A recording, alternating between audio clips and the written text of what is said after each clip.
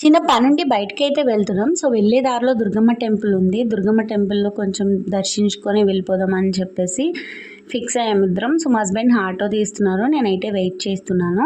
And after long time అని చెప్పుకోవచ్చు. 6 years తర్వాత నేను మళ్ళీ మా అత్తాళ్ళ ఇంటికి వెళ్తున్నా. అండ్ టెంపుల్‌కి అయితే రీచ్ అయిపోయాము. అసలు ఎంత బాగుందో టెంపుల్.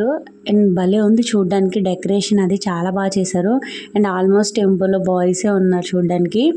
సో, చాలా వీడియో తీద్దాం అనుకున్నాను, కానీ ఎందుకో టెంపుల్లోకి వెళ్ళిన తర్వాత అస్సలు వీడియో జోలికి వెళ్ళాలనిపించలేదు. ఏదో లైట్గా అలా తీసి నీట్గా మనస్ఫూర్తిగా దర్శించుకొని అయితే ఇంకా వేరే దగ్గర టెంపుల్కి, అది కూడా దుర్గమ్మ టెంపుల్ అని అందరికీ తెలుస్తుంటుంది ఇది టెంపుల్.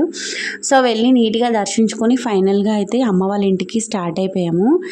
అండ్ నేను టిఫిన్ చేయలేదని వెళ్ళగానే అమ్మ ఫస్ట్ టిఫిన్ వేసి ఇచ్చింది. ఫస్ట్ మా అమ్మ వెళ్ళగానే ఫస్ట్ ప్రయారిటీ ఫుడ్, అది ఎవరైనా ఫస్ట్ తినమని చెప్తుంది. అండ్ నేను వెళ్ళగానే నాకు ఫుడ్ ఇచ్చింది, టిఫిన్.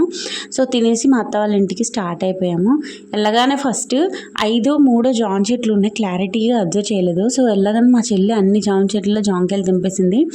నా ఫోకస్ మాత్రం నిమ్మకాయలు. సో, నేను 2 చెట్లు ఉన్నాయి నిమ్మకాయలు, చాలా పెద్దవి చెట్లు. అసలు నిమ్మకాయలు అయితే జామకాయలకి నిమ్మకాయలకి కలిపితే అసలు తేడా తెలియదు, అంత పెద్ద నిమ్మకాయలు. ఎన్ని విధాలుగా ట్రై చేద్దామన్నా చాలా గట్టిగా ఉన్నాయి నిమ్మకాయలు, తీయలేకపోతున్నాం.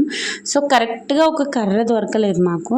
అండ్ ఎతికి ఇంకా చిరాకు వచ్చి నించున్న ఒక కాయ అయితే పడింది, తీసాను. సో, ఫైనల్గా నాకు ఒక కర్ర దొరికింది. దాంతో అయితే అసలు ఆకులు కూడా రాలట్లేదు. ఇంక ఇలా కాదని ట్రై చేసా చేయి పెట్టి, అసలు ఛాన్స్ లేదు. అండ్ ఫస్ట్ నిమ్మకాయల చెట్టుకి ముళ్ళులు ఉంటాయి కదా, సో కష్టం తీయడం. అండ్ దీనికైతే కన్ఫామ్గా ఒక గట్టి కర్ర ఉండాల్సిందే. అండ్ చాలా డిస్కస్ చేసుకున్నాం ఎలా తీయాలి ఏంటి ఇదంతా.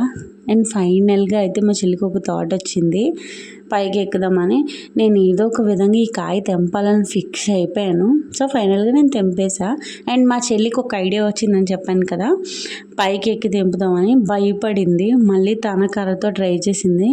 మా అత్త కర్రకి ఇంకో కర్ర కట్టి ఇచ్చింది, బట్ అది ఫెయిల్ అయిపోయింది, ఇరిగిపోయింది మా చెల్లి చేతిలో. అండ్ ఎంత నవ్వుకున్నామో, జోకులు కూడా వేసుకున్నాం మా చెల్లి మీద.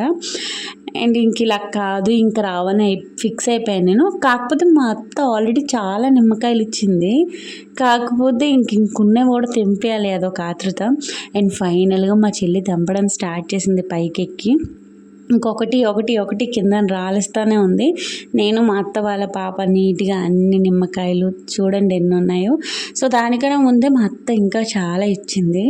ఇంకా నిమ్మకాయలు, జామకాయలు అన్నీ పార్సల్ చేసామన్నమాట. కాసేపు ఆగి టాటా గ్లూకోజ్ తాగి ఇంకా అయితే స్టార్ట్ అయిపోయాము ఇంటికి ఫైనల్గా. ఆఫ్టర్ లాంగ్ టైం మా అత్తని చూసి ఫుల్ హ్యాపీ.